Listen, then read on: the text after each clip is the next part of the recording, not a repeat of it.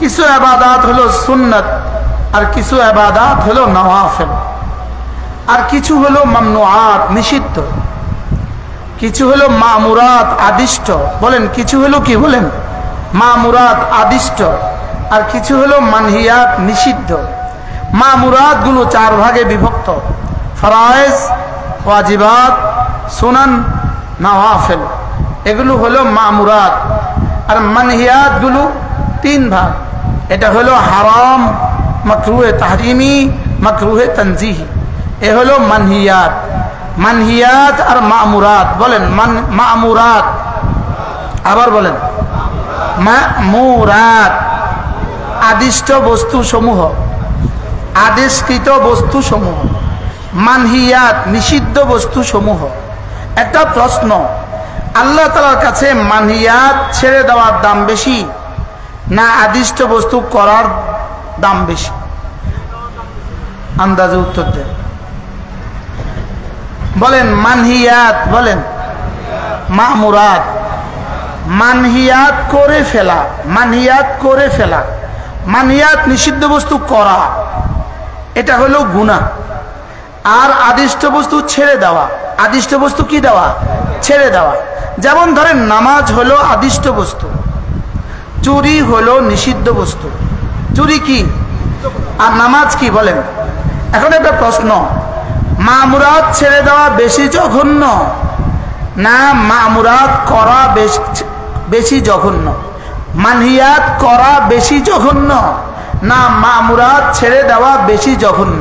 কি বলছি বলেন তো?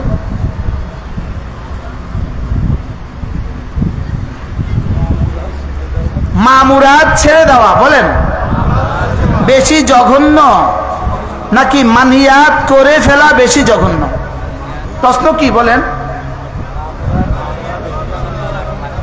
নামাজ কি মামুরাত, ছেড়ে দেওয়া কি গুনাহ। চুরি কি মানহিয়াত, করে ফেলা কি গুনাহ। এখন প্রশ্ন, হুজুর আসছেন, মামুরাত ছেড়ে দেওয়া, মামুরাত ছেড়ে দেওয়া বেশি জঘন্য নাকি মানহিয়াত করে ফেলা বেশি জঘন্য? উত্তর আপনারা দিয়েন না, প্রশ্ন আগে বুঝেন।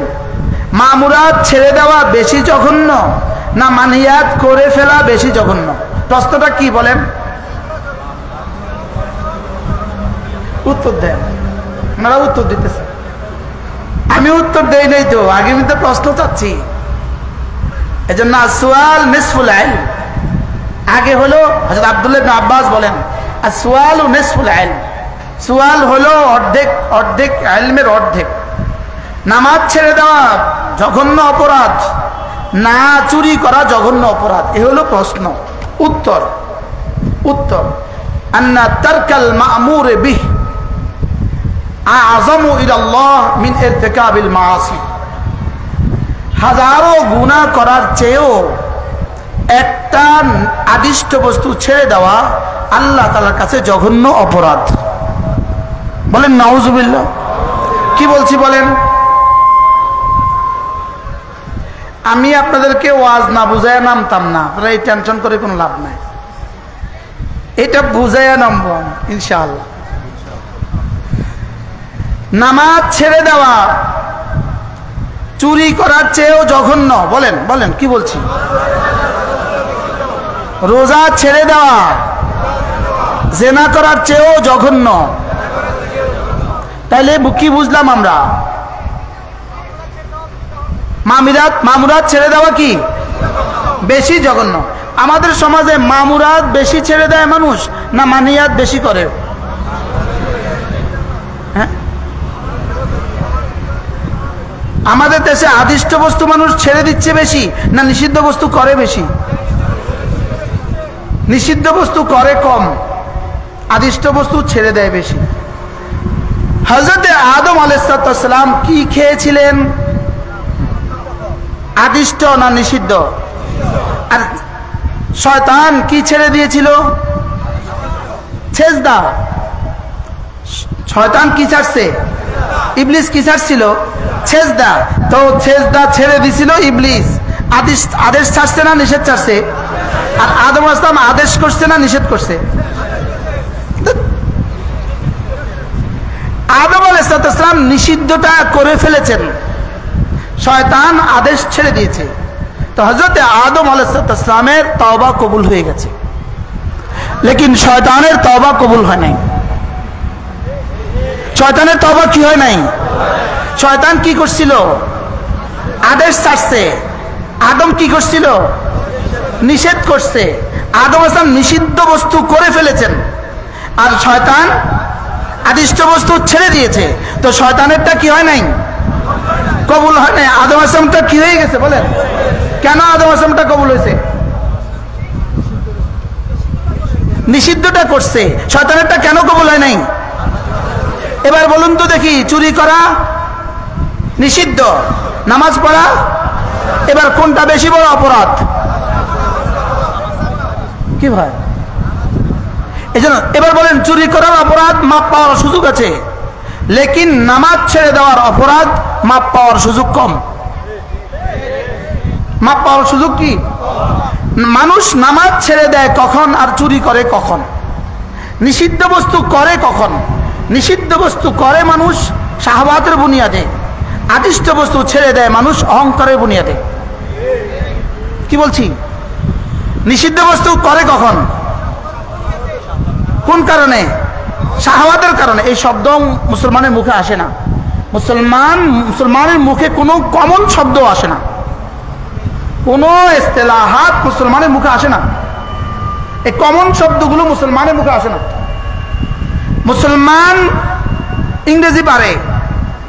আমি যদি এখন ইংরেজি কোনো ওয়ার্ড ইউজ করি, আপনারা সকলেই খুব বুঝবেন, লেকিন এতটা জরুরি কথা মামুর, মানহিয়াত, বুঝি না। বাস্তব না বাস্তব? এখন একটা কথা বলছি, শাহওয়াত, এটা মনে হয় যেন জীবনে প্রথম শুনছে। মুসলমান মানহিয়াত করে কখন? মানহিয়াত করে শাহওয়াতের বুনিয়াদে। মামুরাত ছেড়ে দেয় কখন? মামুরাত ছেড়ে দেয় কিবরির বুনিয়াদে। শয়তান সেজদা ছাড়ছে কেন? কিবরির বুনিয়াদে। আদম আলাইহিস সালাম গন্ধম খেলেন কেন? কোন যুক্তিতে? শাহওয়াত বলবো না, কোন যুক্তিতে বলেন? কোন কি? কোন যুক্তিতে। জুতা চোর যখন চুরি করে, জুতা চোর যখন চুরি করে, ওকে জিজ্ঞেস করেন তুই চুরি করছিস কেন? বলবে পেটের দায়ে। জোরে কয় না। বেনামাজের জিজ্ঞেস করেন তুই নামাজ ছাড়ছস কেন? বলবে বুঝি পেটের দায়ে। এবার কিছুটা বুঝছে। কি? জুতা চোর চুরি করে কেন? আর বেনামাজি নামাজ ছাড়ে কেন? অহংকারে। রোজাদার রোজা ছাড়ে কেন? অহংকারে। বেরোজগারি রোজা ছাড়ে অহংকারে। সমস্ত মামুরাত ছেড়ে দেয় মানুষ অহংকারের বুনিয়াদে। পড়লাম না নামাজ, দেখি কি হবে। লেকিন কোন গুনাহ বান্দা করে না শাহওয়াতের বুনিয়াদ ছাড়া, নফসের বুনিয়াদ ছাড়া, শয়তানের বুনিয়াদ ছাড়া। এখন গুনাহ করার পরে সে যেন বলে আল্লাহ শাহওয়াতের বুনিয়াদে গুনাহ করে ফেলেছি, আর শাহওয়াত এটাও তো আপনিই দিয়েছেন, আমি পারি নাই নিয়ন্ত্রণ করতে। শাহওয়াতের বানানেওয়ালা কি আমি না রব? কিন্তু খারাপের নেসবত আল্লাহর দিকে না করা, খারাপের নেসবত আল্লাহর দিকে কি করা?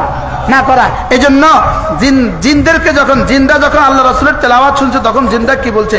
আশারুন উরিদা আম আরাদা বিহির রহমানুর রাশাদা। আমাদের জানা নাই আল্লাহ তাআলা কি এদের জন্য কোনো সারের এরাদা করা হয়েছে, নাকি আল্লাহ তাআলা এদের জন্য কোনো রাশাদের ব্যবস্থা করেছেন, এটা আমাদের জানা নাই। আশারুন আরাদা বলে নাই, আশারুন উরিদা আম আরাদা বিহির রহমানুর রাশাদা। আমাদের জানা নাই এরা আল্লাহ তাআলা এদের সাথে কি ভালাইয়ের এরাদা করছেন, না কোনো খারাপির এরাদা করা হয়েছে, এটা আমাদের জানা নাই। খারাপির নেসবত কার দিকে করে নাই? আল্লাহর দিকে। কি এই জন্য হযরত ইব্রাহিম আলাইহিস সালাম যখন অসুস্থ হলেন তখন কি বললেন? ওয়াইদা মারিতু ফাহুয়া ইয়াশফিনি। তিনি এটা বলেন নাই আমি যখন অসুস্থ হই তখন আল্লাহ আমাকে শেফা দান করেন, এটা বলে নাই। ওয়াইদা আমরাদানিয়ার রাব্বু ফাহুয়া ইয়াশফিনি। তিনি আমাকে অসুস্থ করে আমাকে সুস্থ করেন, এটা বলেন নাই। বলেন আমি যখন অসুস্থ হই তখন তিনি আমাকে সুস্থ করেন। তাহলে খারাপের নেসবত কার দিকে করা? বলেন, নিজের দিকে করা। খারাপের নেসবত আল্লাহর দিকে কি না করা। এই জন্য শরআ আকায়েদের মাসআলা আল্লাহু খালিকুল খিনজির মাআযাল্লাহ, এটা বলা যাবে না। এটা কি? এটা আলফাজে কুফরিয়ার মধ্যে আছে। শরআ আকায়েদের আলফাজে কুফরিয়ার মধ্যে এই কথা আছে, আল্লাহু খালিকুল খিনজির, এটা বলা যাবে না। আল্লাহ শুয়োর বানাইছে, এটা বলা যাবে না। এটা কি করা যাবে না? কেন বলা যাবে না? সারের নিসবত কার দিকে করা যায় না? আল্লাহর দিকে করা যায় না। বাহরহাল হযরত আদম আলাইহিস সালাম গন্ধম খেয়ে ফেলেছেন, গন্ধম খাওয়া ছিল নিষিদ্ধ, খেয়ে ফেলেছেন, তো তওবা করেছে, আল্লাহ বুঝি নাই, আল্লাহ আমি বুঝি নাই, আল্লাহ আমি বুঝি নাই। 300 বছর কাঁদছেন। কত বছর? কয়টা মানিয়াত করে কয় বছর কাঁদছে? কয়টা? আমরা কয়টা মানিয়াত করে কয় বছর কাঁদি? কি ভাই? বাকি মজার বিষয় হলো মানহিয়াত করার পরে, যে কোনো মানহিয়াত করার পরে যে কোনো মানুষের কলিজায় কিছুটা কি আসে? আফসোস আসে। কিন্তু নামাজ ছেড়ে দিয়ে আফসোস আসে না। নামাজ ছেড়ে দিয়ে নেওয়ালাদের কলিজায় কি নাই বলেন? নামাজ ছেড়ে দেয় নেওয়ালার কলিজায় আফসোস নাই। নামাজ ছেড়ে দেয় মানুষ শুধুই ইচ্ছায়, নামাজ ছেড়ে দেয় মানুষ শুধু এরাদায়, রোজা ছেড়ে দেয় মানুষ শুধুই এরাদায়, নিজের ইচ্ছায় রোজা ছেড়ে দেয়, নিজের ইচ্ছায় নামাজ ছেড়ে দেয়। এই জন্য আর কি আসে না? আফসোস কি? হ্যাঁ, নামাজ ছুটে গেলে আফসোস হয়। একটা হলো ছেড়ে দেওয়া, একটা হলো ছুটে যাওয়া। এক না দুই? কি এখান থেকে ঢাকা রওনা দিচ্ছেন, জামের কারণে নামতে পারেন নাই, জোহর নামাজ ছুটে গেছে, এ হলে একটা। একটা হলো চায়ের দোকানে বসে আছেন মসজিদ সামনে, এটা ছুটে গেছে। এই ছুটে যাওয়া আর ওই ছুটে যাওয়া এক না দুই? আর ওটা কি? ওটা ছুটে গেছে। আর এটা কি? ছেড়ে দিয়েছে। এটা নামাজ ছেড়ে দিয়েছে, আর ওটা কি? ছুটে গিয়েছে, আফসোস হয়। আর ছেড়ে দিলে কি হয় না বলেন? আফসোস হয় না। লেকিন যে কোনো চোরাচুরি করার পর আফসোস হয়। যে কোনো চোরাচুরি করার পরে কি হয়? আফসোস হয়। তাহলে বোঝা গেছে চুরির পরে আফসোস হয়, লেকিন মামুরাত ইচ্ছাকৃত ছেড়ে দিলে আর কি হয় না বলেন? আফসোস হয় না। চুরি করার পরে তওবা নসিব হয়, নামাজ ছেড়ে দেওয়ার পরে তওবা নসিব হয় না। ডাকাতি করার পরে তওবা নসিব হয়, লেকিন নামাজ ছেড়ে দেওয়ার পরে কি হয় না? এই জন্য আল্লামা ইবনুল কাইয়্যিম আল জাওজিয়্যা আলাইহি রাহমাতুল্লাহ বলেন, লা তারকুল মা'মুর বিহ আ'যামু ইলাল্লাহ মিন ইরতিকাবিল মাআসি। একটা হাজারো গুনাহে মুরতাকিব হওয়ার চেয়ে একটা ফরজ ছেড়ে দেওয়া আল্লাহ তাআলার কাছে জঘন্য অপরাধ। আমি কি বুঝাইতে পারছি? এবার বলেন, নফলের পাবন্দি করলে কিসের পাবন্দি নসিব হয়? সুন্নতের পাবন্দি নসিব হয়। সুন্নতের পাবন্দি করলে ফরজের পাবন্দি নসিব হয়। এই জন্য আল্লামা ওলি পুরি দামাত বারাকাতুম তিনি সুন্দর করে বলেন, তিনি বলেন যে ফরজ করব কেন? তিনি বলেন ফরজ করব জাহান্নাম থেকে বাঁচার জন্য, ফরজগুলো করব জাহান্নাম থেকে বাঁচার জন্য। গুনাহ ছাড়বো কেন? জান্নাতে যাওয়ার জন্য। গুনাহ ছাড়বো কেন বলেন? জান্নাতে যাওয়ার জন্য। ফরজ করব কেন? ভুলে গেছি। ফরজ করব গুনাহ থেকে বাঁচার জন্য। বলেন, ফরজ করব কেন? ফরজ ওয়াজিব করব জাহান্নাম থেকে বাঁচার জন্য। কেউ যদি নামাজ না পড়ে আর যাকাত না দেয়, রোজা না রাখে আর হজ না করে, পর্দা না করে, পর্দাও কিন্তু ফরজ, এগুলো যদি কেউ না করে আর তিনি হাসতে হাসতে জান্নাতে চলে যাবেন, ব্যাপারটা এত সহজ নয়। ব্যাপারটা কি নয় বলেন? ব্যাপারটা এত সহজ নয়। আর কেউ শুধুই গুনাহ করতে থাকবেন আর আপনি হাসতে হাসতে জান্নাতে চলে যাবেন, ব্যাপারটা এত সহজ নয়। ব্যাপারটা এত কি নয়? সহজ নয়। হ্যাঁ, রব যদি মাফ করে দেন, রব যদি কি করে দেন, আর রব মাফ করবেন না এগুলো ছাড়া, রব মাফ করবেন না এগুলো কি? আমাদের কুমিল্লা এক বিখ্যাত বুজুর্গ আছেন, হযরত মাওলানা নুরুল হক সাহেব হুজুর, বটগ্রামের হুজুর আমরা যাকে বলি, বটগ্রামের মোহতামেম শাইখুল হাদিস, অনেক মুআম্মার মানুষ, 90 বছরের মতো বয়স, আলহামদুলিল্লাহ অনেক বড় বুজুর্গ। হুজুর বড় সুন্দর বলেন, হুজুর বলেন যে আল্লাহ তাআলা রহমত ছাড়া কেউ জান্নাতে যাবে না, আর নামাজ রোজা ছাড়া কাউকে রহমত করবেন না। আদিব বিষয় কি? আল্লাহ তাআলা রহমত ছাড়া কি? তো বলবেন তো নামাজ রোজা করে লাভ কি? আল্লাহ রহমত ছাড়া তো জান্নাতে যাবো না, তো নামাজ রোজা করে লাভ কি? আর আল্লাহ তাআলা নামাজ রোজা ছাড়া রহমত করবেন না। নামাজ রোজা ছাড়া কি করবেন না? তাহলে ফরজ ওয়াজিব করব কেন? আবার বলেন, ফরজ ওয়াজিব করব কেন? এবার হলো গুনাহগুলো ছাড়বো কেন? জান্নাতে যাওয়ার জন্য। ফরজ ওয়াজিব করা হয়ে গেছে, গুনাহগুলো ছেড়ে দেওয়া হয়ে গেছে, ইনশাআল্লাহ মরতে দেরি জান্নাতে যাইতে দেরি নেই। ইনশাআল্লাহ মরতে দেরি জান্নাতে যাইতে দেরি নেই। এরপরে হযরত বলেন যে সুন্নতগুলো করব কেন? সুন্নতগুলো করব আল্লাহ রাসূলের শাফাআত পাওয়ার জন্য। এরপরে প্রশ্ন, নফলগুলো কেন করব? তো হযরত বলেন যে নফলগুলো করব আল্লাহর ওলি হওয়ার জন্য। নফল কেন করব? আবার বলেন, নফল কেন করব? আল্লাহর ওলি হওয়ার জন্য। তাহলে এখন কেউ প্রশ্ন করবেন, তাইলে হুজুর নফল করলে কি আল্লাহর ওলি হওয়া যায়? প্রশ্ন, নফল করলে কি আল্লাহর ওলি হওয়া যায়? হ্যাঁ, কোন নফল করলে আল্লাহর ওলি হওয়া যায়? যেই নফলের আগে ফরজ ওয়াজিব ছুটে না, যেই নফলের আগে সুন্নতগুলো ছুটে না, যেই নফলের আগে কোনো গুনাহ হয় না, এই নফল বান্দাকে আল্লাহর বন্ধু বানায় দেয়। এই নফল বান্দাকে কি বানায় দেয়? আল্লাহ তাআলার বন্ধু বানিয়ে দেয়। তাইলে বোঝা গেছে আগামীকাল পরশু যে নফল রোজা, এটা কি বানায় দিবে বলেন? কোন নফল বন্ধু বানায়? যে নফলের আগে আরো তিনটা আছে, ফরজ ওয়াজিব। এখন আমাদের দেশে আলহামদুলিল্লাহ, আমাদের দেশে হক্কানি রব্বানি আল্লাহ ওয়ালারা যিনি যত বড় বুজুর্গ ছিলেন, তিনি তত বেশি নওয়াফিলের পাবন্দ ছিলেন, তত বেশি নফল করনেওয়ালা ছিলেন। তাইলে বোঝা গেছে বুজুর্গরা কি করে? নফল বেশি পড়ে, ফরজ ওয়াজিব বাদ দিয়া, সুন্নতগুলো বাদ দিয়া। তাইলে এবার কিছু মানুষ ধোঁকা খেয়ে গেছে। কিছু মানুষ মনে করছে নফল করলেই বুঝি ওলি হওয়া যায়। কিছু মানুষ মনে করছে নফল করলেই বুঝি কি হওয়া যায় বলেন? ওলি হওয়া যায়। এই জন্য এদের কাছে ফরজের কোনো দাম নাই, ওয়াজিবের কোনো দাম নাই, কিন্তু এদের কাছে শবে বরাতের বড় দাম। আপনাদের চিটাং অবশ্য নাই। শবে বরাতের কি দাম? এদের কাছে শবে বরাতের কিন্তু অনেক দাম, এদের কাছে শবে মেরাজের কিন্তু অনেক দাম। কিন্তু আগের ফরজ ওয়াজিবে কি নাই বলেন? ফরজ ওয়াজিবের কোনো দাম নাই। এদের উদাহরণ হলো ওই কর্মচারীর মতো। যেমন ধরেন একজনের দোকানে দুটো কর্মচারী আছে, দুইটা কর্মচারী আছে, দুটোটা কর্মচারীর বেতন হলো 20,000 20,000। দুটো কর্মচারীর ডিউটি সকাল 9টা থেকে 5টা, 9টা থেকে 5টা, 20,000 টাকা বেতন। দুই কর্মচারীর মধ্যে একজন কর্মচারী দুজন দোকানের সব ডিউটি ঠিকঠাক মতো আদায় করে, লেকিন একজন কর্মচারী মাঝে মধ্যে মালিকের জুতা ঠিক করে দেয়। মালিকের কি ঠিক করে দেয়? জুতা ঠিক করে দেয়। মালিকের জুতাটা মুছে দেয়, মালিকের গাড়িটা ধুয়ে দেয়, মালিকের আসনটা ঠিক করে দেয়, সব ঠিকঠাক করে দেয়। এগুলো কি তার মূল ডিউটি না নফল? এবার বলুন তো দেখি, মালিক কার উপরে বেশি খুশি? হ্যাঁ, যে জুতা ঠিক করে দেয় তার উপরে কি বেশি খুশি? আচ্ছা, এবার দুজনের বেতন 20,000 20,000, মালিক দুজনকে 20,000 20,000 টাকা দিয়ে দেয়, লেকিন যে মাঝে মাঝে জুতো ঠিক করে দেয়, মাঝে মাঝে জুতোটা সাফ করে দেয়, পরিষ্কার করে দেয়, তাকে কি করে মাঝে মাঝে 30,000 টাকা বাড়তি দিয়ে দেয়। কি ভাই? তাহলে এখানে বাড়তি কেন দিল? কি লিগা? জোরে কয় না। জুতা ঠিক করে দেওয়ার কারণে টাকা বেশি দিছে। এবার মালিক কি করছে? 3 নম্বর আরেকটা কর্মচারী রাখছে। ওই কর্মচারীটা ডিউটি করে না, ডিউটির নামে ফাঁকি দেয়। মালিক কিন্তু সিসি ক্যামেরা দেখে, সে অপেক্ষা থাকে মালিক কখন নামবে আর মালিকের গাড়ির দরজা খুলে দিবে। কি হয়? ডিউটি করে না, মালিক এসে দরজা খুলে দিছে, আচ্ছা আজকের মতো মাফ। মালিক কিন্তু বুঝে কিছু বলে নাই। পরের দিন আবার খুলছে, পরের দিন আবার খুলছে, পরের দিন জুতো ঠিক করতে গেছে, আর কি বলে, তুই ডিউটি ঠিক মতো করস না, তুই জুতা ঠিক করতে এসে খেললে বাঘ। কি কর? চাকরি থাকবো না, চাকরি হারাবে। তাহলে ওই বেটা জুতা ঠিক করে কি করলো? বেতন বেশি পাইলো কেন? আর এই বেটা জুতা ঠিক করতে গিয়া চাকরি হারালো কেন বলেন? জোরে বলেন।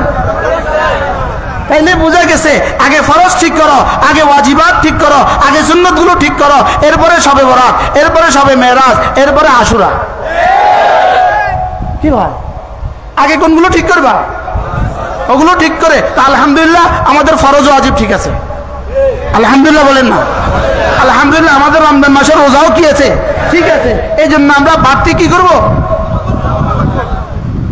আর কেউ যদি মনে মনে মন কলা খান, ঠিক আছে চলো নামাজ না পড়লে কি হবে? হুজুরে বলছে 1 বছরের গুনাহ মাফ, এত এত এত দুধ ভাত কলা দিয়ে খায় না। কি হয়? তাহলে কালকে রোজা রাখবো তো ইনশাআল্লাহ? কি লেগে রাখবেন? ভুলে গেছি।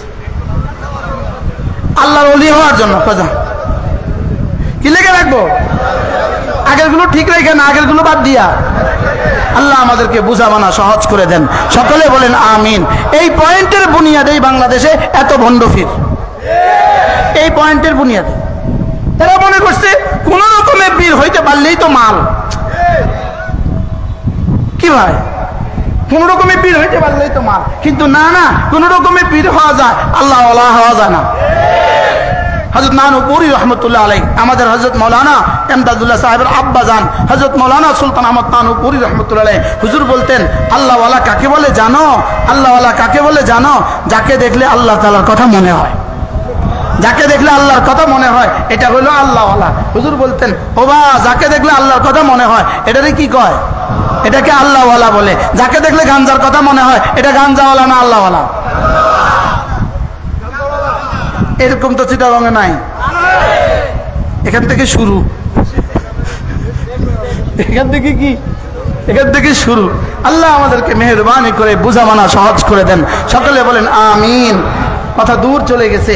আমার প্রসঙ্গ আমি আপনাদের সামনে সূরা ওয়াকিয়ার কয়েকখানা আয়াতে কারিমা তেলাওয়াত করেছি। লেকিন আজকে যে 8 তারিখ, কোন মাসের 8 তারিখ? আবার বলেন, শাহরুল্লাহিল মুহাররম। মুহাররমকে আল্লাহ তাআলা বলেন এটা আমার মাস। মুহররমকে আল্লাহ তাআলা কি বলেন? এটা আমার মাস। এজন্য সমস্ত নবীদের জামানার আল্লাহ তাআলা সমস্ত ঘটনাগুলো আল্লাহ তাআলা মুহররমের 10 তারিখেই ঘটিয়েছেন। কিয়ামতও মুহররমের 10 তারিখে হবে। কিয়ামত হবে কবে? মুহররমের 10 তারিখে। বাকি মুহররমের 10 তারিখের সাথে বলেন, মুহররমের 10 তারিখের সাথে বলেন হযরত হুসাইন রাদিয়াল্লাহু তাআলার শাহাদাত, এটার কোনো সম্পর্ক নাই। মুহররমের রোজার সাথে হুসাইন রাদিয়াল্লাহু তাআলার শাহাদাতের কোনো কি নাই বলেন? সম্পর্ক নাই। আচ্ছা, হযরত জাকারিয়া আলাইহিস সালামকে টুকরো করা হয়েছে, হযরত জাকারিয়া আলাইহিস সালামকে টুকরো করা হয়েছে, হযরত ইব্রাহিম আলাইহিস সালামকে আগুনে দেওয়া হয়েছে, হযরত মুসা আলাইহিস সালামকে সমুদ্রে ফেলে দেওয়া হয়েছে, সমুদ্র দিয়ে দেশান্তর করা হয়েছে, হযরত ইউনূস আলাইহিস সালামকে মাছের পেটে দেওয়া হয়েছে। সবগুলো ঘটনা আর হযরত হুসাইন রাদিয়াল্লাহু তাআলার ঘটনা, এগুলোর থেকে ওগুলো আরো মারাত্মক কিনা বলেন? এটা নবীদের ঘটনা আর এটা রাসূলের দৌহিত্রের ঘটনা, রাসূলের নাতির ঘটনা, এটাও নিশ্চিত মারাত্মক ঘটনা। কিন্তু এর চেয়ে বড় বড় মারাত্মক ঘটনা রয়ে গেছে। অতএব বোঝা গেছে নবীদের মাতমের সাথে, নবীদের শোকের ঘটনার সাথেও তো মাতম করা যায় না, নবীদের শোকের ঘটনার সাথেও তো মাতম হয় না। তাহলে নবী দৌহিত্রের, নবীজির নাতির ঘটনার সাথে মাতম করা যাবে না। কি করা যাবে না বলেন? মাতম করা, মাতম মানে কি? শোক। মাতম মানে কি? যে শোক র্যালি বের করে, মিছিল বের করে, এটা করা যাবে না। এটা করা কি? এটা করা যাবে না। এটার সাথে আশুরার কোনো সম্পর্ক কি নাই? এটার সাথে আশুরার কোনো সম্পর্ক নাই। আশুরার সম্পর্ক হলো সমস্ত নবীদের জমানার সমস্ত ওয়াকিআতগুলো আল্লাহ তাআলা এই দিনে ঘটিয়েছেন। এই দিনটা ছিল সমস্ত নবীদের উপরে রোজা ফরজ ছিল, লেকিন আল্লাহ তাআলা রমজান মাসের রোজা দিয়া আমাদের রাসূলের উপর রমজান মাসের রোজা ফরজ করে আল্লাহ তাআলা এই দিনের রোজাকে মানসুখ করে দিয়েছেন। লেকিন যেই ইবাদত কখনো ফরজ ছিল, এই ইবাদতটা ফরজিয়ত যদি মানসুখ হয়েও যায়, তার ইস্তেহবাবিয়ত মানসুখ হয় না। ইস্তেহবাবিয়ত কি হয় না? মানসুখ হয় না। এই জন্য আমরা কাল পরশু রোজা রাখবো তো ইনশাআল্লাহ। আল্লাহ আমাদেরকে তৌফিক দান করেন। ছোট্ট একটা পয়েন্ট বলতে বলতে তো আমার সময় শেষ হয়ে গেছে। আমার সময় আছে আর 15 মিনিট। আমাদের জন্য বরাদ্দ রাত 11টা, রাত 11টা পর্যন্ত আমাদের সময় বরাদ্দ। অল্প একটু সময় আপনাদের সামনে আমি আমার পঠিত আয়াতে কারিমার আলোকে 2-4টা কথা আলোচনা করব ইনশাআল্লাহ। আমার এই পঠিত আয়াতে কারিমাগুলো সূরা ওয়াকিয়ার আয়াত। কোন সূরার আয়াত? সূরা ওয়াকিয়ার আয়াত। সূরা ওয়াকিয়ার সাথে এক বিখ্যাত ঘটনা আছে। হযরত আব্দুল্লাহ ইবনে মাসউদ রাদিয়াল্লাহু তাআলা, আব্দুল্লাহ ইবনে মাসউদ রাদিয়াল্লাহু তাআলা অসুস্থ হয়েছেন। মৃত্যুর পূর্ব সময়ে হযরত আব্দুল্লাহ ইবনে মাসউদ রাদিয়াল্লাহু তাআলাকে দেখতে গিয়েছেন আমিরুল মুমিনিন হযরত ওসমান রাদিয়াল্লাহু তাআলা দেখতে গেলেন। হযরত ওসমান গিয়ে জিজ্ঞেস করলেন, মা মারাদুক, আপনার কি অসুখ, আপনার কি অসুখ? হযরত আব্দুল্লাহ ইবনে মাসউদ রাদিয়াল্লাহু তাআলা জবাবে বললেন, মারাদি যুনুবি, আমার কোনো অসুখ নাই, আমার অসুখ হলো আমার গুনাহ। আমার অসুখ কি বলেন? সবাই বলেন, আমার অসুখ আমার গুনাহ। বলেন, আমাদের অসুস্থতা আছে কিনা বলেন? অসুখ হইলে এটার কারণ বের করি আমরা। কিছু থেকে কিছু হইলে আমরা কারণ বের করি। আমাদের দেশে দেখবেন আগুন লাগছে তো কারণ বের করে, তদন্ত কমিটি বাইর করে। কি করে? তদন্ত কমিটি কি করে? তদন্ত কমিটি দেয়। তদন্ত কমিটি একটা রিপোর্ট দেয়, ও বৈদ্যুতিক শর্ট সার্কিটে আগুন লেগে পুড়ে গেছে, বাস শেষ। লোন টোন যা আছে সব শেষ, লোন টোন যা আছে সব শেষ। তার দোকান পুড়ে গেছে, তার জন্য ভালো হয়েছে, কারণ তার ব্যাংকের লোনও পুড়ে গেছে, ব্যাংকের লোনও শেষ। হযরত আব্দুল্লাহ ইবনে মাসউদ রাদিয়াল্লাহু আনহু জবাবে বললেন, মারাদি যুনুবি, আমার গুনাহ কি, আমার অসুখ কি? আবার বলেন, আমার অসুখ কি? আমার গুনাহ হলো আমার অসুখ। এজন্য জীবনের হার পেরেশানির এলাজ, हर पेरेशानिर कारण हलो गुनाह और एलाज हलो इस्तिगफार। पेरेशानिर कारण की আবার বলেন, পেরেশানির কারণ কি? মাথা ব্যথা কারণ কি? ডায়াবেটিস কারণ কি? কলিজা ব্যথা কারণ কি? হার্টে ব্যথা কারণ কি? পায়ে ব্যথা কারণ কি? অ্যাক্সিডেন্ট কারণ কি? হযরত হাসান বসরি রহমাতুল্লাহ আলাইহি বলতেন, আমার যদি মুরগি অসুস্থ হয় আমি ইস্তিগফার বাড়ায়া দেই। লাউ মারিদা দাব্বাতি, আমার জানোয়ার যদি অসুস্থ হয় তাহলে আজদাদুল ইস্তিগফার, আমি ইস্তিগফার বাড়ায়া দেই। আমি বলি মুরগি অসুস্থ হইলো কেন? মুরগির তো কোনো গুনাহ নাই, তো মুরগির তো কোনো গুনাহ নাই, এই মুরগি আমার দিকে মানসুব, এটা আমার মুরগি, এই জন্য আমার গুনার কারণে মুরগি অসুস্থ। কি ভাই, বিবি অসুস্থ, উত্তর দেন আমার গুনাহ, ছেলে অসুস্থ, এই জন্য ইস্তিগফার বাড়াই। এই জন্য কি বাড়াই? ইস্তিগফার বাড়াই। যে কোনো সমস্যার সমাধান, হযরত মাওলানা ওমর পালনপুরি রহমাতুল্লাহ বলতেন, আমাদের সমস্যার কারণ আমরা, সমাধান আমরা, সমাধান আমরা। এবার বলতেন সমস্যার কারণ আমার গুনাহ, সমাধান আমার ইস্তিগফার। সমাধান কি? আবার বলেন সমাধান কি? আমার ইস্তিগফার আমার হাজারো সমস্যার সমাধান। শুধু আমার দুনিয়া, শুধু দুনিয়ার সমাধান নয়, শুধু আখিরাতের সমাধান না, আমার ইস্তিগফার আমার দুনিয়ার সমস্যার সমাধান, আমার আখিরাতের সমস্যার সমাধান। হযরত হাসান বসরি রাহমাতুল্লাহ আলাইহির কাছে কেউ একজন গিয়ে বললেন, হযরত আমি বড় অভাবী, আমার অভাব দূর হয় না। হযরত বলেন ইস্তিগফার করো। আরেকজন গিয়ে বললেন, হযরত আমাদের দেশে খরা খরা অনাবৃষ্টি, বৃষ্টি হয় না। হযরত বললেন ইস্তিগফার করো। কয়টা সমস্যা? আরেকজন গিয়ে বললেন, হযরত আমার সন্তান হয় না। হযরত বললেন ইস্তিগফার করো।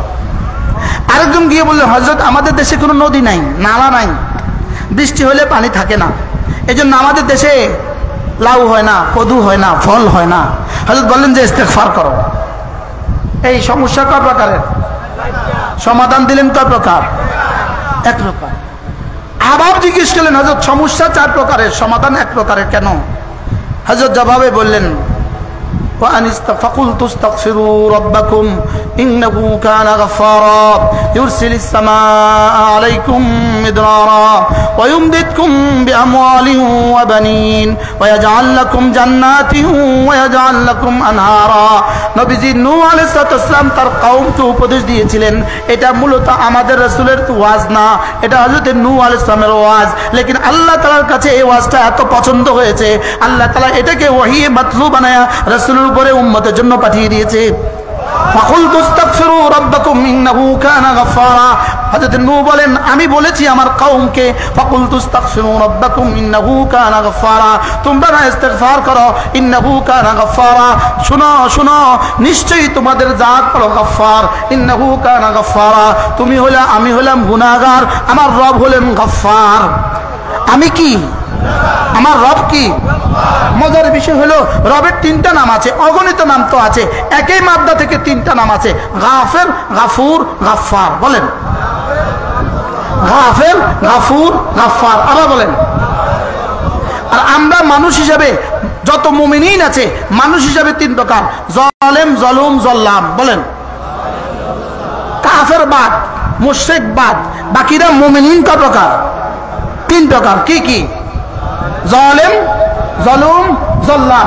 জালেম মানে সাধারণ গুনাহগার, জালেম মানে সাধারণ গুনাহগার, জলুম মানে আরো বেশি গুনাহগার, জল্লাম মানে চূড়ান্ত গুনাহগার। তো আল্লাহ তাআলা বলে, তুমি যদি জালেম হও অসুবিধা নাই, আমি গাফির।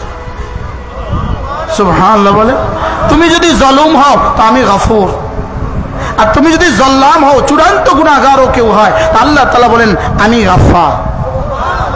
জল্লাম, গাফফার। বলেন জলুম, গাফুর, আর জালেম, গাফির। বহরহাল কথা দূরে চলে যাবে, কথা তো দূরে চলে যাবে। হযরত হাসান বসরি জবাবে কি বললেন? ইন্নাহু কানা গাফফারা, নিশ্চয়ই আল্লাহ তাআলা গাফফার। তুমি ইয়া ইবনে আদম লাউ আতাইতা, লাউ আতাইতা, যদি তুমি আমার কাছে ছুটে আসো, বিখরাবিম মিনাল মাযুনুব, যদি আসমান থেকে জমিন ভরেও যায় তোমার গুনাহ, সুম্মা ইস্তাগফারতালি, ছুটে এসে যদি বলো রব্বা মাফ করে দাও, লা গাফারতু, আমি তোকে অবশ্যই মাফ করে দেব। ওয়ালা উবালি, আমি তোকে মাফ করতে কাউকে পরোয়া করি না। হযরত মাওলানা শাহ হাকিম মোহাম্মদ আখতার রহমতুল্লাহ আলাইহি বলেন, এটার উদাহরণ হলো এমন, যেমন ধরো আজীব কথা, তিনি বলেন যে সারা পৃথিবীর সমস্ত মানুষের গুনাহ যদি জমিনে ছেড়ে দেওয়া হয় তো জমিন থেকে আসমান ভরবে না। জমিন থেকে আসমান কি ভরবে? এত দুর্নীতিবাজদের সবগুলো টাকা যদি এক জায়গায় দেওয়া হয় তো এই প্যান্ডেলটা ভরবে কি ভাই? হ্যাঁ, ভরবে। তাইলে কি বুঝলাম আমরা? আল্লাহ তাআলা বলেন ইন্নাহু কানা গাফফারা ইউরসিলিস সামাআ আলাইকুম মিদরারা, তুমি না ইস্তিগফার করো, বৃষ্টি আমি দিয়ে দেব। এরপরে কি? ইউরসিলিস সামাআ আলাইকুম মিদরারা, তারপরে কি? ওয়ায়ুমদিদকুম বিআমওয়ালিন ওয়া বানিন, আরেকজন আয়েশা দরিদ্রতার অভিযোগ, তুমি ইস্তিগফার বাড়াও, আমি মাল দিয়ে সাহায্য করব। আরেকজন সন্তান নাই, সন্তান হয় না, এটার সমাধান তো হযরত হাসান বসরি বলেন ইস্তিগফার করো, ওয়া বানিন, আমি না, তুমি ইস্তিগফার করো, আমি তোমাকে সন্তান দিয়ে সাহায্য করব। এরপরে কি? ক্ষেত খামার ফসল হয় না, ওয়ায়ুমদিদকুম বিআমওয়ালিন ওয়া বানিন ওয়া ইয়াজআল লাকুম জান্নাতিন ওয়া ইয়াজআল লাকুম আনহারা, তোমার বাগ বাগিচা আমি সাজিয়ে দিব আর তোমার নহরের ব্যবস্থা আমি করে দিব। এবার বলুন তো দেখি ইস্তিগফার কি কি রোগের সমাধান? সুবহানাল্লাহ বলেন। এখন প্রশ্ন, হুজুর ইস্তিগফার হায় কে চিজ, এটা কি জিনিস, এটা কি ইস্তিগফার, এটা কি? বলেন আবার বলেন, ইস্তিগফার এটা কি? ইস্তিগফার আল্লাহ তাআলার কাছে মাফ চাওয়া, আল্লাহ তাআলার কাছে মাফ চাওয়া, এটা হলো ইস্তিগফারের বাংলা তরজমা, আল্লাহ তাআলার কাছে মাফ চাওয়া। এখন হুজুর ইস্তিগফার কিভাবে? তো শিরিক থেকে মুক্তির ইস্তিগফার, শিরিক থেকে মুক্তির ইস্তিগফার, কুফরি থেকে মুক্তির ইস্তিগফার।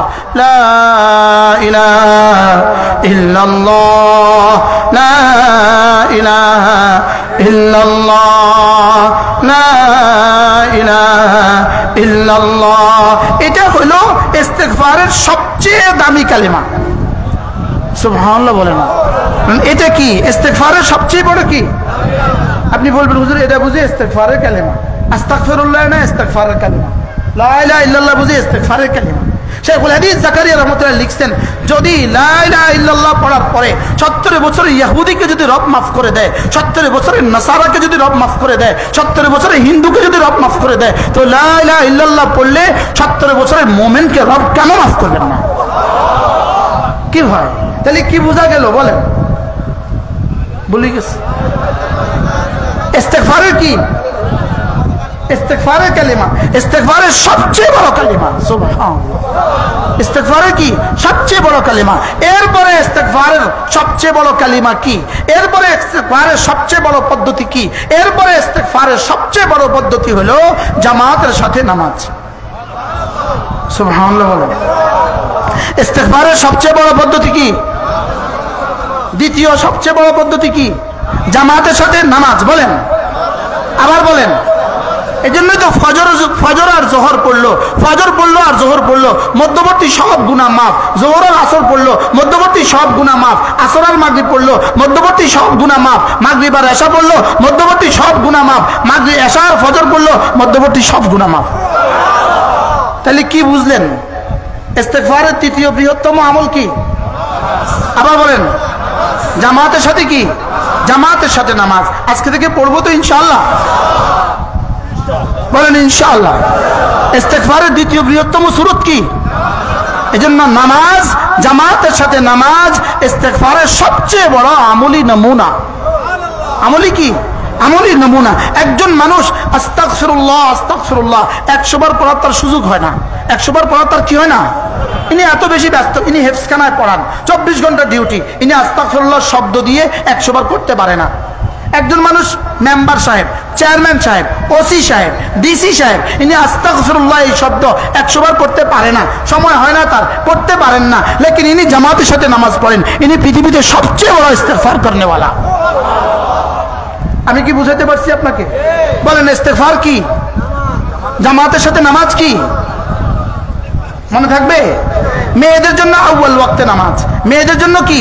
আউয়াল ওয়াক্তে নামাজ। পুরুষের জন্য কি? জামাতের সাথে নামাজ। এরপরে জুমা টু জুমা, জুমা এরপরে ইস্তিগফার। সুবহানাল্লাহ বলেন।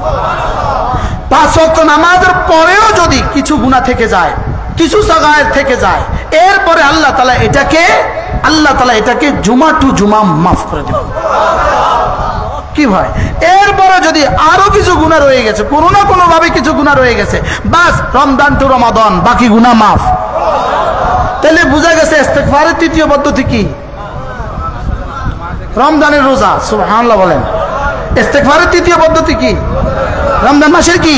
রমজান মাসের রোজা। রমজান মাসের রোজা কি? এটা ইস্তেগফার। এরপরে যদি জীবনে কিছু গুনাহ হয়ে গেছে, জীবনে কিছু গুনাহ রয়ে গেছে, বাস কোনোভাবে যদি আরাফার ময়দানে চলে যেতে পারো, আরাফার বিকেল বেলা সব মাফ। ইন্নাল হাজ্জা ইয়াহদিমু মা কানা ক্বাবলা, হজ তোমার জীবনের পেছনের সমস্ত গুনাহকে মুছে দেয়। তাহলে আমরা কি পাইলাম আজকে? ইস্তেগফারের প্রথম কালেমাটা কি? এটাকে কি আমরা জীবনে ইস্তেগফারের কালেমা হিসেবে পড়ছিলাম? না, আমরা ইস্তেগফারের কালেমা হিসেবে কি করি নাই, আমরা এটাকে পড়ি নাই। এজন্য এটা বলার সময় এটাও মনে মনে করা, আল্লাহ এটা পড়লে না 70 বছর ইহুদিকে তুমি মাফ করে দাও, ইন্নাল ইসলাম ইয়াহদিমু মা কানা ক্বাবলা। আমি তো ইহুদি না, আমি তো নাসারা না, মুআযাল্লাহ আমি তো অমুসলিম না, আল্লাহ আমি তো মুসলমান, আমার তো শিরিকের গুনাহ নাই, আলহামদুলিল্লাহ আমার তো গায়রুল্লাহকে সেজদা করার গুনাহ নাই, কিছু টুটি-ফুটি গুনাহ হয়ে গেছে, আমার কালেমা দিয়ে আমাকে মাফ করে দাও। তো এভাবে কালেমা যদি কেউ প্রতিদিন 100 বার পড়ে তো কেমন হবে? আরে সুবহানাল্লাহ বলে। এভাবে পড়তে থাকলে তার গুনাহ কোথায় যাবে? তার গুনাহই নাই। এজন্য করাচি হযরত বলেন মুমিনের আবার গুনাহ থাকে কেমনে? সুবহানাল্লাহ বলে। আচ্ছা, একটা ঘরে দুধের পাতিল, আচ্ছা আমনি কোন চাই দুধের পাতিলে কয়বার দুধ জাল দেয়? একবার, দুইবার, তিনবার, কয়বার? আচ্ছা 9 বার। লেকিন দুধের পাতিল এটা ধোয় কয়বার? একবার বা দুইবার। তো দুইবার দুধের পাতিলটা ধোয়ার পরে দুধের পাতিলটা কেমন হয়? চকচকে হয় কিনা বলেন? হ্যাঁ, মা মেয়েকে দুধের পাতিল ধোয়ার সময় কি বলে? ভালো করে ধুস যেন চেহারা দেখা যায়, ভালো করে ধুস, মনোযোগ দিয়ে ধুস। তো 2 বার ধোয়ার পরে যদি এই পাতিল চকচক করে, তো 5 বার নামাজ দিয়ে ধোয়ার পরে আমার দিল কিরকম চকচক করা উচিত? আমরা ধুই কয়বার? সুবহানাল্লাহ বলেন। আমরা ধুই কয়বার? ইন্নী যালামতু নাফসি যুলমান কাসীরা পড়ছি জীবনে কয়বার? বলে শুধু 5 বার। কি ভাই, তো গুনাহ আবার থাকে কেমনে? সুবহানাল্লাহ বলে। বলে হুজুর এরকম ওয়াজ করলে না ভালো লাগে, আশা আশা লাগে। কি ভাই, এটা আশা আশা লাগে না? মুমিনের গুনাহ নাই বলেন, বলেন, বলেন। মুমিনের কি নাই বলেন? মুমিনের গুনাহ নাই। মুমিনের আবার গুনাহ হয় কেমন? নাই তো হুজুর, এত আশ্চর্য শুনছেন। আলহামদুলিল্লাহ গুনাহ নাই বলেন। আলহামদুলিল্লাহ কি নাই? আলহামদুলিল্লাহ গুনাহ নাই। প্রতিটা ইবাদতের মধ্যে আল্লাহ তাআলা দুটো দিক রাখছেন, দুটো দিক। প্রতিটা ইবাদতের মধ্যে 2 দিক রাখছেন। একটা হলো এখানে কিছু উঠে যায়, আর হলো এখানে কিছু মুছে যায়। এখানে কিছু উঠছে, এখান থেকে কিছু মুছছে, উঠছে মুছছে। আবার বলেন না সুবহানাল্লাহ। কিছু জমা হয়েছে, কিছু কমে গেছে। সুবহানাল্লাহ। সাথে সাথে এই জন্য রাসূল বলেন, হযরত সিদ্দিক আকবর রাদিয়াল্লাহু আনহু থেকে বর্ণিত, রাসূল বলেন যখনই কোনো গুনাহ হয়ে যায়, যখনই কোনো গুনাহ হয়ে যায়, ফাআতবিহু হাসানাতিন, সঙ্গে সঙ্গে এর পেছনে তুমি কোনো নেক করো, সঙ্গে সঙ্গে নেক করো। গুনাহ যখন হয়ে গেছে, এটাতে ফেরেশতা এখানে তুলছিল 1, আর নেকি যখন হয়ে গেছে ওটা মুছে দিয়ে তুলছে 10। এবার কি অবস্থা আছে? এটা আছে? এটা নাই তো, এটা তো সঙ্গে সঙ্গে মুছে গেছে। রাসূল বলেন এদিকের ফেরেশতা আর এদিকের ফেরেশতা, এদিকের ফেরেশতা হলো মামুর, আর এদিকের ফেরেশতা হলো আমির সাহেব। এদিকের ফেরেশতা কি সাহেব, আর এদিকের ফেরেশতা কি সাহেব? মামুর সাহেব। এদিকের ফেরেশতা যখন গুনাহ করে, এদিকের ফেরেশতা জিজ্ঞেস করে আমির সাহেব আআতুবু, আমি কি লিখবো? এদিকের ফেরেশতা জিজ্ঞেস করে কি হয়েছে? আমেলা সাইয়্যাতান, একটা গুনাহ করে ফেলেছে। লা তাকতুব, লিখিস না। পন্তাজের সাআতান, 1 ঘন্টা অপেক্ষা করো। 1 ঘন্টা পর আবার জিজ্ঞেস করে আআতুবু, লিখবো? এবার আওয়াজ একটু বড় হয়। তিনি কয় ও কি ইস্তেগফার করেনি? করে নাই, লিখিস না। পন্তাজের সা, আরেক ঘন্টা অপেক্ষা করো। এইভাবে 6 বার বলার পরে এবার জিজ্ঞেস করে আর কতক্ষণ অপেক্ষা করতাম? আর তুমি লিখবো? তো বলে ও কি ইস্তেগফার করেনি? না, করে নাই। লা তাকতুব, লিখিস না, ইল্লা তবে যা লেখ, সাইয়্যাতান বিসাইয়্যাতিন, শুধু একটা লিখিস, খবরদার দুই লিখিস না, খবরদার কি লিখিস না, দুই লিখিস না। এবার এদিকে ফেরেশতা নেকি করার সঙ্গে সঙ্গে 10, সঙ্গে সঙ্গে কত, যেন এদিকের ফেরেশতাকে আল্লাহ তাআলা 9 লেখার যোগ্যতাই দেন নাই, আর এদিকে ফেরেশতাকে 2 লেখার যোগ্যতাই দেন নাই। তাহলে এবার বলুন তো দেখি, আসলে আমাদের গুনাহ বেশি না নেকি বেশি? আলহামদুলিল্লাহ কোন হুজুর আজীবন উনছি গুনাহ বেশি, আজকে কইতেছেন নেকি বেশি।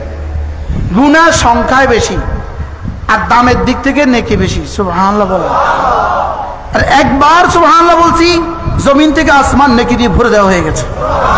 কতটা গুনাহ করলে জমিন থেকে আসমান নেকি দিয়ে ভরে? 1 কোটি গুনাহ করলেও জমিন থেকে আসমান নেকি দিয়ে ভরে না। সুবহানাল্লাহ বলে না। আর একবার সুবহানাল্লাহ বললে কি?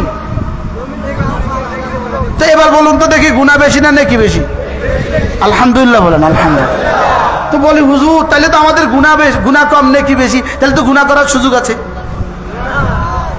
গুনাহ করার কি সুযোগ আছে? তো করাচি হযরত আল্লাহ রাহমাতুল্লাহ আলাইহি বলেন, কারোর বন্ধু যদি বার্ন ইউনিটের প্রধান হয়, উনি মলম লাগায় দিলেই পোড়া ভালো হয়ে যায়, এটা যদি কারোর বন্ধুর এই যোগ্যতা থাকে, সে কি বন্ধুর এই যোগ্যতার উপরে ভরসা করে আঙ্গুলটাকে কি মোমবাতিতে দেয়?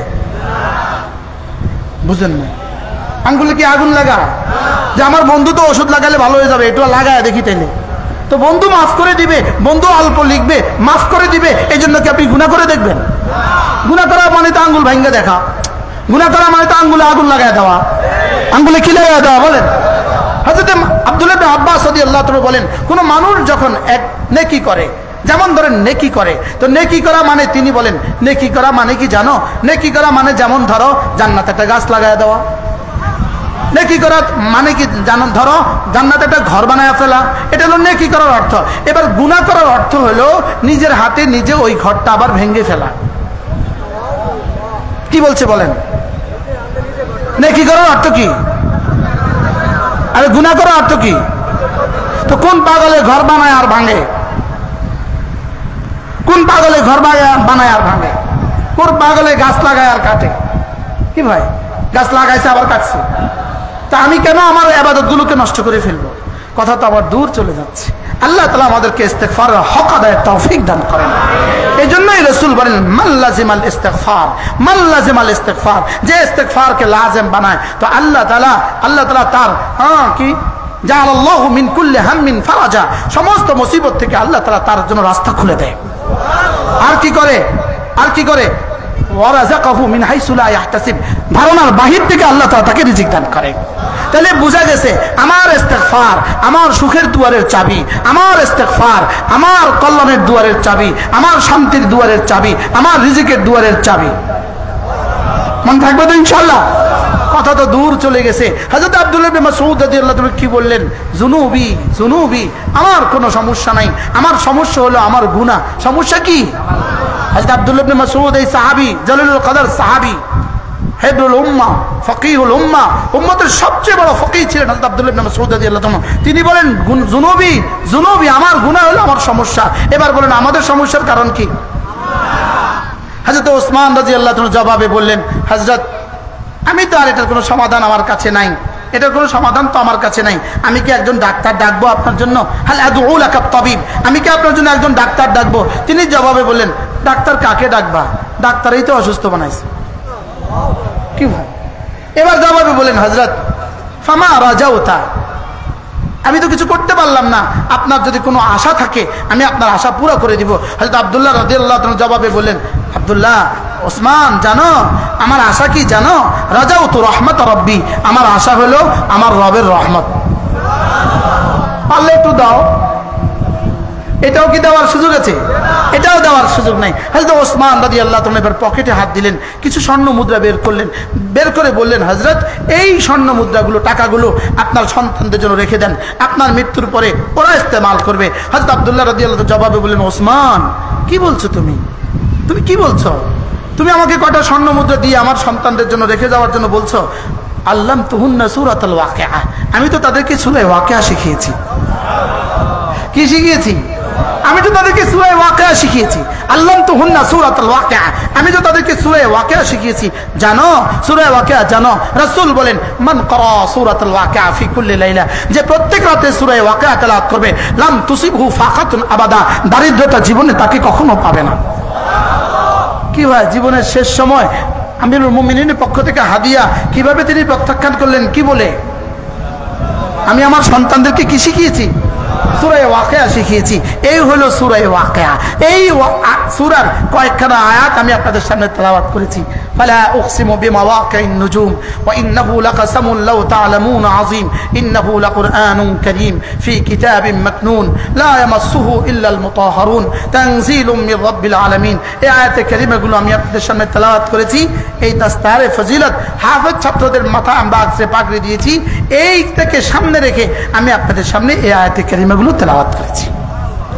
আল্লাহ তাআলা যেন আমাদেরকে কোরআনে কারীমের ইয়াকিন আমাদের দিলে দিয়ে দেন। সকলে বলেন আমিন। কোরআনে কারীমের আজমত আমাদের দিলে দিয়ে দেন।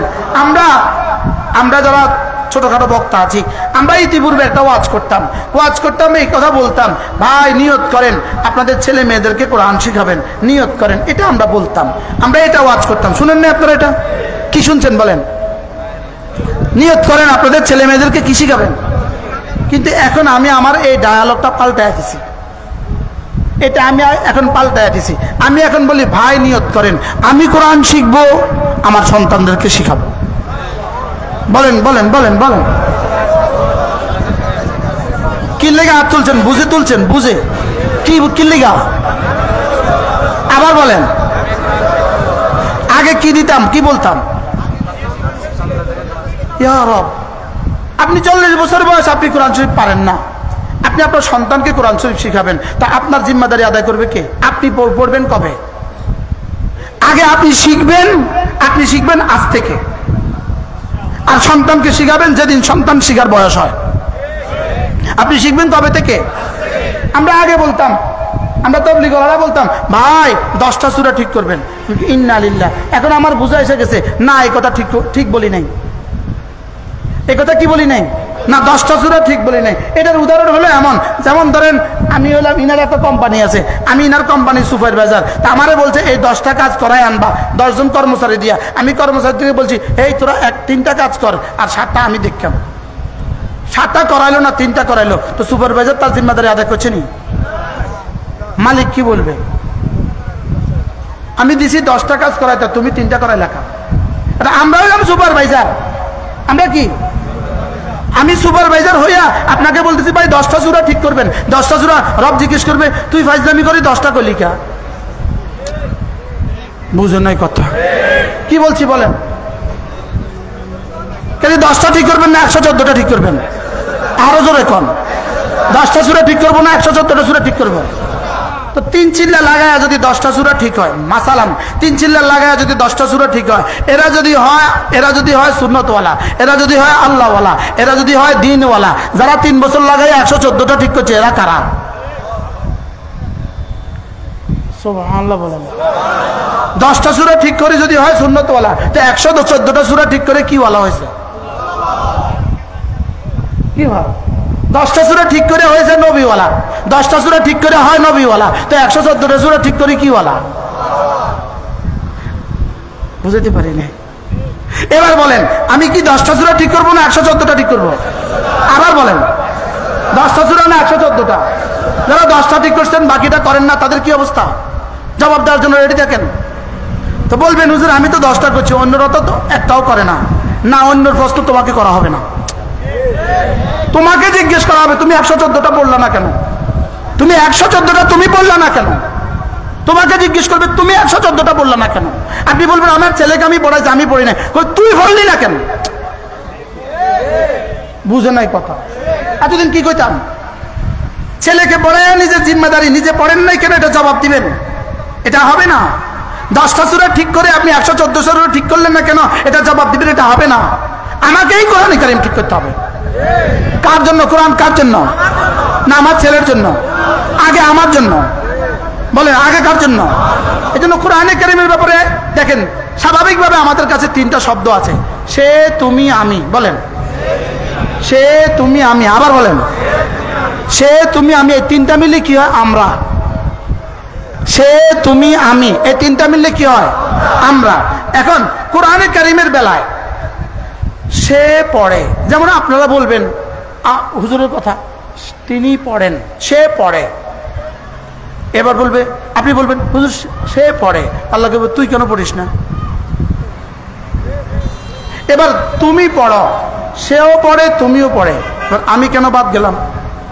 তাহলে এখানে সে পড়ে, তুমি পড়ো, আমি পড়ি, কটা শব্দ বলেন, আবার বলেন কটা, কি কি। সে ডাক্তার বলেন, ডাক্তারও কনসেপ্ট ঠিক করতে হবে, ইঞ্জিনিয়ারও কনসেপ্ট ঠিক করতে হবে। বলেন সে পড়ে, তুমি পড়ো, আমি পড়ি।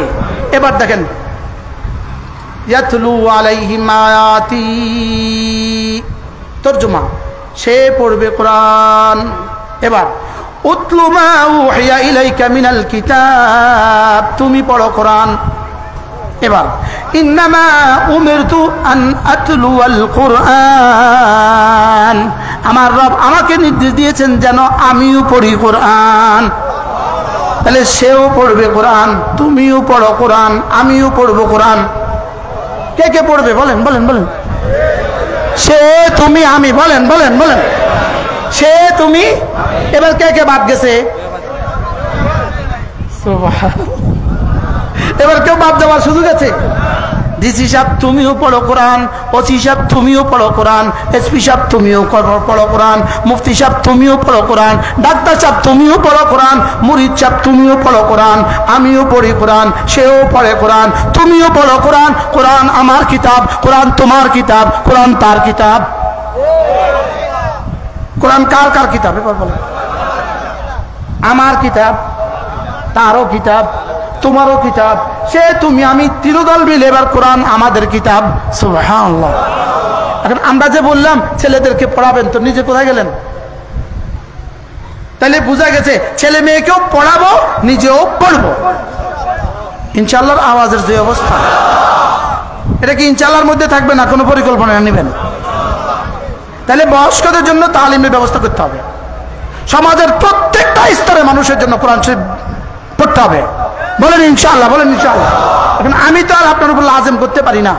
अपना मन में डूब कर बाजा सुबह की जिंदगी तुम्हें बनता ना बन अपना ही बन পৃথিবীর কোন সংস্থা পৃথিবীর কেউ তো আপনার উপর লাজেম করার নাই এখন তো লাজেম করার নাই তাহলে আপনি আপনার নিজের উপর লাজেম করে নেন আমি কোরআন শরীফ শিখবই শিখব বলেন ইনশাআল্লাহ বলেন ইনশাআল্লাহ আল্লাহ তৌফিক দান করেন আল্লাহ আমাদেরকে কোরআন ওয়ালা বানান আল্লাহ আমাদেরকে কোরআনের সাথে আমাদের জীবনকে জুড়ে দেন আল্লাহ তাআলা আমাদের সকলকে কবুল করেন আল্লাহ আমাদের এই মজলিসকে কবুল করেন যদি আমার সুযোগ থাকতো ফালা উকসিমু বিমা ওয়াকিন নুজুম আমি আপনাদের সামনে শোনাতাম लेकिन সময়ের সংক্ষিপ্ততার কারণে আমি আমার কথা এখানেই শেষ করলাম আল্লাহ তাআলা আমাদের সকলকে বুঝা মানা সহজ করে দেন সকলকে কোরআন ওয়ালা বানিয়ে দেন হাসরের ময়দানে যেন কোরআন আমার পক্ষে সুপারিশকারী হয়ে যায় কোরআন যেন আমার পক্ষে সুপারিশকারী হয়ে যায় না হাসরের ময়দানে যেন ইন্না কওমি ইত্তাখাযু হাযাল কুরআনা মাহজুরা এই অভিযোগের মধ্যে যেন আমার নাম না পড়ে سبحان الله بحمده سبحانك اللهم بحمدك أشهد أن لا إله إلا أنت أستغفرك وأتوب إليك وصلى الله تعالى على النبي الكريم আমাদের কিতাবগুলো আমাদের বইতে আছে আমাদের 15টা কিতাব আছে আল্লাহ তাআলা যদি